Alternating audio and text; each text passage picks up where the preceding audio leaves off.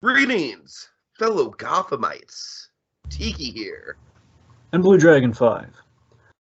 Over 10 years ago, as the Dark Knight changed things forever, we lost the actor who made it happen. Heath Ledger delivered the ultimate performance that left us eternally wanting more. While we all thought we saw the last of his portrayal of the Clown Prince of Crime, two men unearthed amazing footage of what he might have done next. The job falls to us to comb over the files and documented exploits of patient 4479 in this ultimate tribute to the role of a lifetime. Let's start today's session with Let Sleeping Dogs Lyle. All right, Dragon, I don't know if you're going to be surprised at this or not, but, like, you know me, I'm a big proponent of found footage. I'm a big proponent of using found footage in creative ways. Dragon, there's one element of this episode in particular that really got me and, like, really sent this one over the edge for me. I mean, this thing's, like, barely a minute long, but it was, like, one of the most effective episodes in the run so far. And that was the fact that you hear the person over the camera and how scared they are.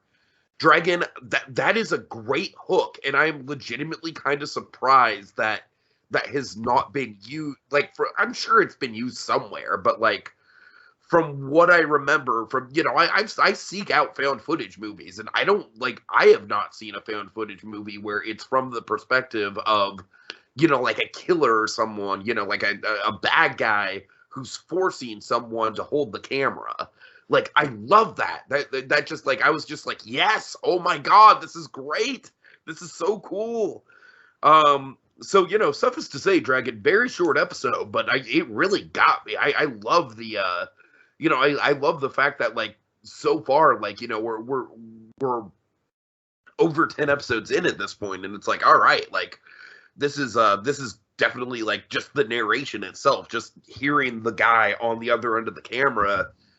It's like, it's such a great wrinkle into the formula, and I'm really excited to see how that pans out going forward. Oh, if you like that, it's just going to get better for you. I like it. I like it a lot. All right.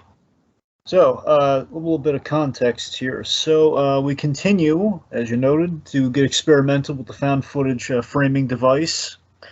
You know, this is, I believe, the second usage of night vision outside of the you know, the therapy session with Hypnotized. Let's see. Again, you know, we you know, Batman Begins. You know, we're seeing, you know, Joker's kind of you know, get things done, you know, the way we saw Batman do it. We're kind of seeing what goes into how the Joker does the terrifying things that he does. The way it's like, well, how does, you know, we always hear the whole because I'm Batman thing, but the Nolan movies, specifically Batman Begins, showed us how he gets those things done. So that's kind of where we're at right now in the episodes coming up here. So we're kind of like seeing what the Joker does in between capers, like on the way to those capers. That's kind of the appeal of the road trip we're on right now. So let's see. So there's a fun fact. So there's this tradition when they film with this actor, him getting hurt on projects. Steve Gibbs, the guy who plays Lyle, in this episode. So I mean, it's like, I was gonna say, he has a hell of a stunt in this episode. Yeah, that's absolutely him doing that too. He like, so he I mean, I honestly kind of, like, half gasped out loud when I saw that. Yeah, I mean, what really got him, though, the injury in particular, it really got him on this, was the rug burn. That's the real kick. Oh, I could see that. I could totally see that. Ooh. Everything else, I mean, I assume it was somewhat planned out. I cringe just thinking about that, Dragon.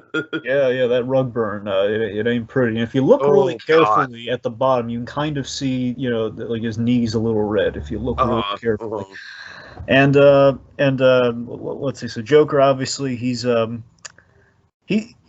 having fun on the way, you know, with the parts of the larger plan at play here. And also, what I really love about these in particular, and kind of like the stretch we're in right now, but particularly this one, and I mean, honestly, he's going back to Car Trouble. It's Joker getting revenge. Like it's like the most microaggression version of revenge. Like he put Pearl in the trunk. Think about it. He put Pearl in the trunk for interrupting his last session with Harley, taking her away from him. Obviously, he's taken Jerry Arkham along for the ride for part of the plan, but also, but also just for he doesn't like this guy because he's talking down to him, and clearly, he's got some designs, as you can see in the next thing we're going to be talking about.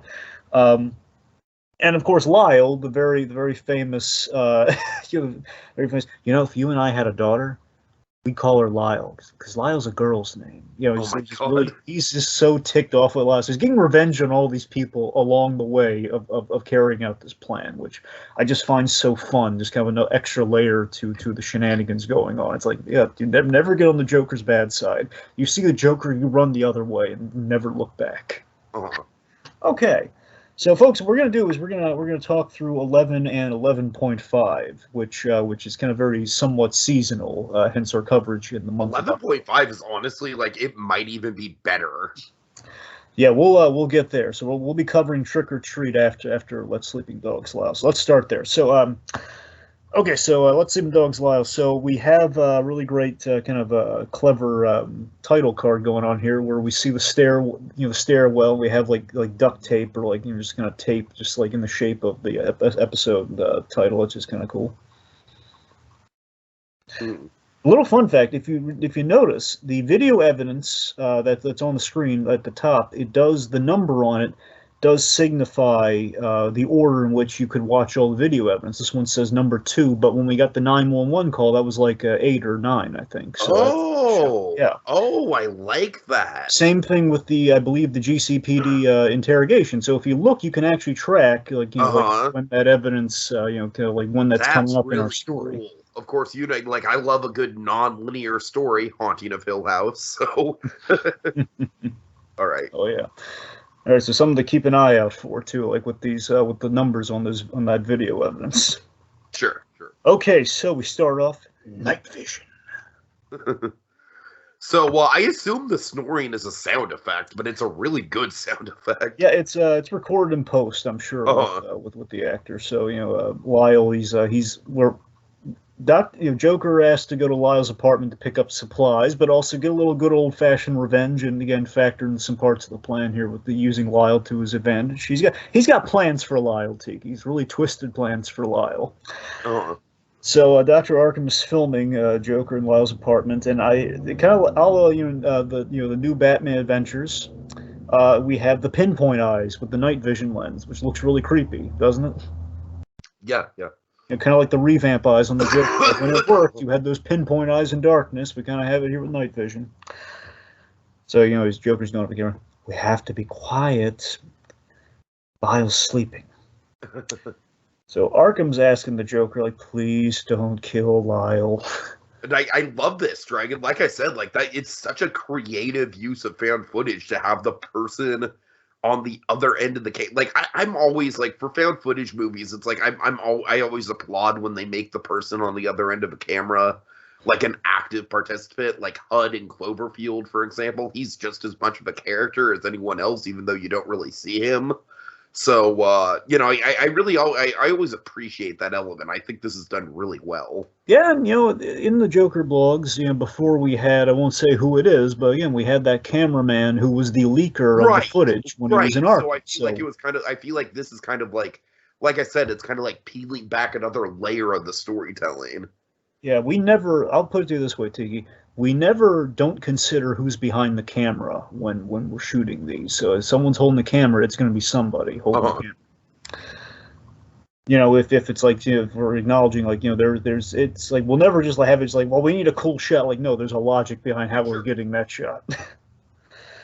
Okay, so we have this great tension of like, the tension for me watching this for the first time was always like, okay, so we're doing a fan film, and there's a question of like, how dangerous will the Joker be in our depiction of him here? Like, how violent are we going to get, like, in terms of like realism, in terms of, like, we want to go for shock value, in just terms of like what makes sense for the Joker. So he grabs a metal bat, and I love how we're kind of teeing you with him. We go a different direction once we get to the stairwell. It's like, is he gonna whack him really hard like Jason Todd in the Crowbar style with that bat?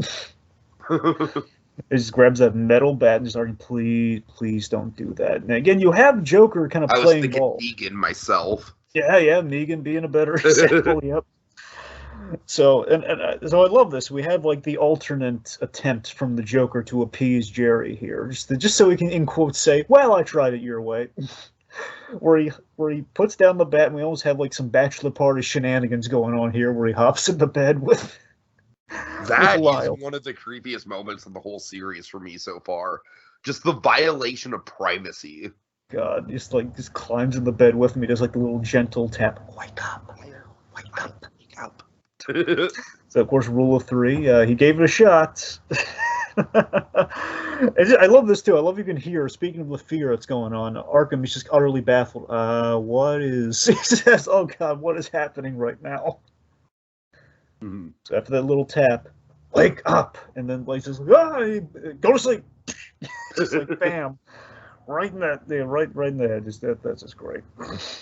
Yeah, so then we get him being dragged across the carpet. Like I said, right now that you mentioned the rug burn, Yeah. God, it physically hurts looking at And I'm it. sure they had to do this at least a couple takes. You know, I'm not saying like an excessive amount of takes. I don't know. It wasn't there, but I'm sure it wasn't pleasant. Rug burn is one of those things like paper cuts where it's like it's the most minor of injuries that's like the most painful, you know? Yeah, my only prayer is that he went down the stairs once. Right. So, all right. So Steve Gibson. By the way, big thing to track here.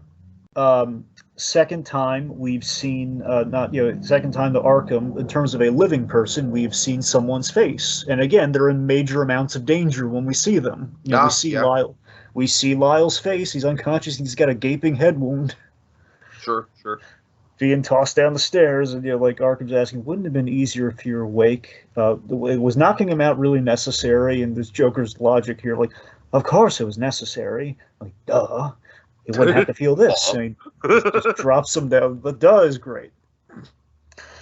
He drops him down the stairs just to be mean spirited too. Like I said, that stunt is like it's a genuinely like really impressive stunt, Dragon. Yeah. Like I said, I kind of gasped the first time I saw it. I forget if Gibbs has stunt experience or not. I mean, I assume he's probably done a few stunts like incidentally. I wonder if he's like an official stuntman on the side at times. I wonder. Where he gets stunt pay, whatever, however that works. So, just throws him downstairs, and it's a great toss.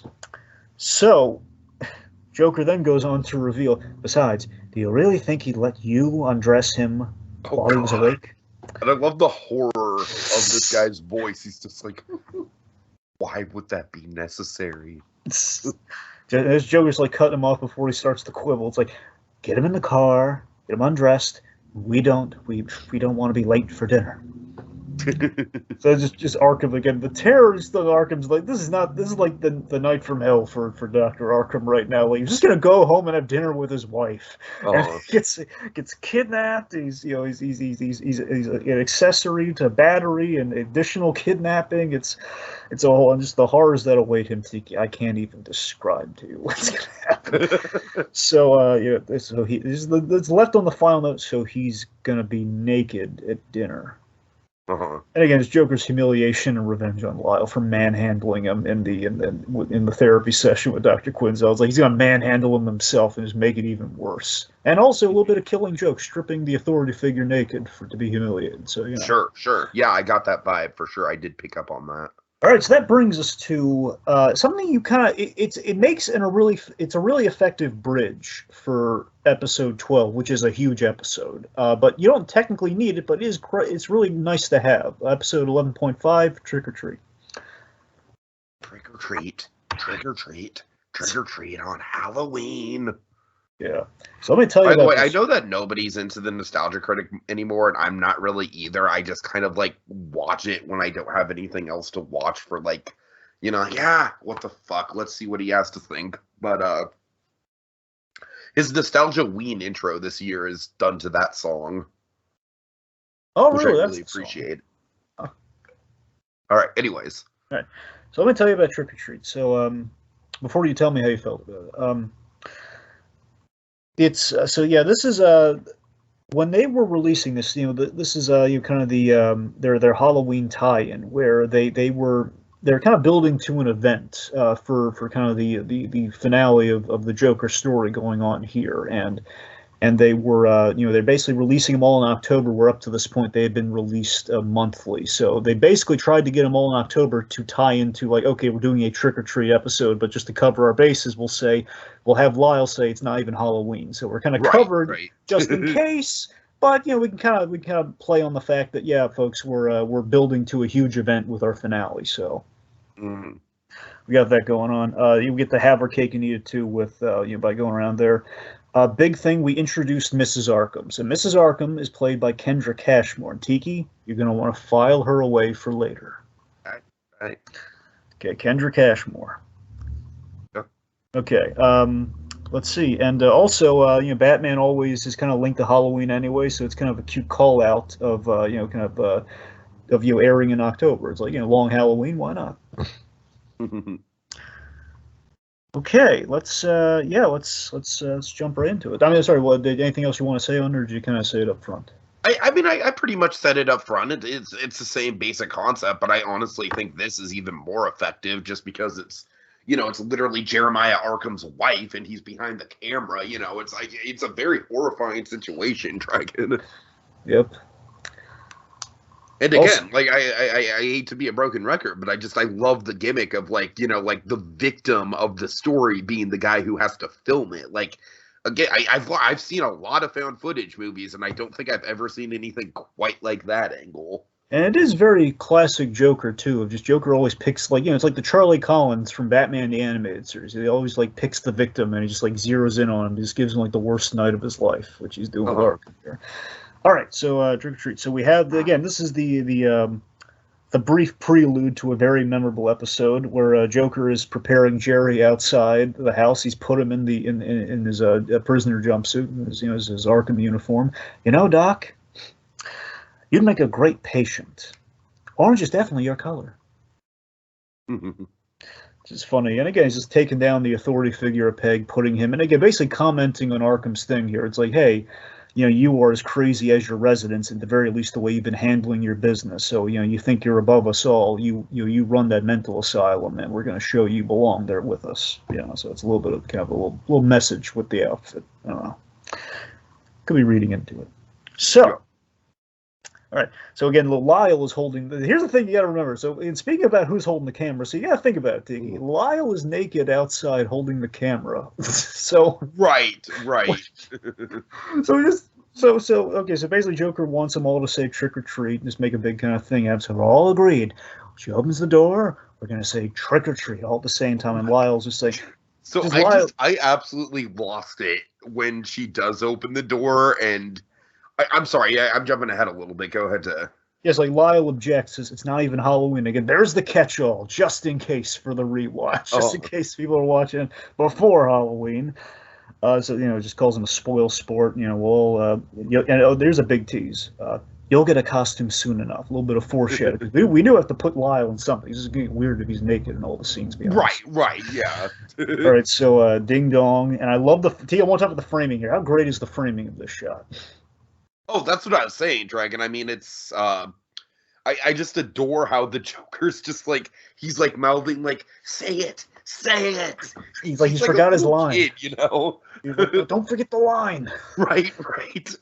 And he's just right out of her eye line, and we can see him, Lyle can see him, and she's seeing her husband in the jumpsuit, and she's also seeing, who is this naked cameraman? Oh, what is going on here? This isn't Saturday night. Right. Oh God. Nice. We don't know what the Arkhams do on the weekends. Anyway, but again, we see Lisa Arkham here. By the way, fun fact, along with because we've seen her picture up to this point, along with Steve, outside of Steve being the dead guy, she was the first face that we saw in the series as a photograph. Technically, which again always built up the danger of she's in trouble, and we're seeing the trouble happen right now. Sure. All right, so Arkham, instead of saying his line, he begs his wife, just go inside, just please go inside. And Joker gets fed up. Trick or treat, bam! Just he kind of cold cocks her practically, she slams her head into the door frame. Arkham's panicking. It's a chaotic scene going on. It's very Clockwork Orange-esque, isn't it? If only no singing in the rain. So, again, just bashes the head in. Then the bit that is, it's such a Joker bit. It's so on brand. Where Joker, he has to pull the photo out that we built up so far up to this point. Like he always keeps stealing that picture of his wife, and this is what it's all been building to. So we could victimize her and ID her. Like, oh, we found her, and he's so excited. And just Maloney again, Steve Maloney, the trained actor here, just like his desperation, just begging, like, please don't hurt her. Like, like, oh no, we're gonna have a nice dinner, just the three of us. Then he just drags her by her hair as she's screaming, and Arkham's like, "You son of a!" It's a chaotic scene. Just laughing maniacally as he's dragging her by her hair into the horrors of next episode, and that's all she wrote. All right. So yeah, I mean, I don't really have any other final thoughts besides what I've already said. I just think it's a very ingenious device for found footage, Dragon.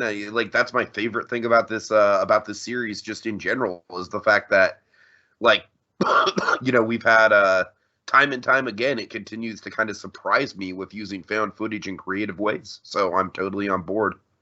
Yeah, I think these are a great build-up for the next episode. We're amping up the destructive shenanigans of the Joker on the way to the big plan.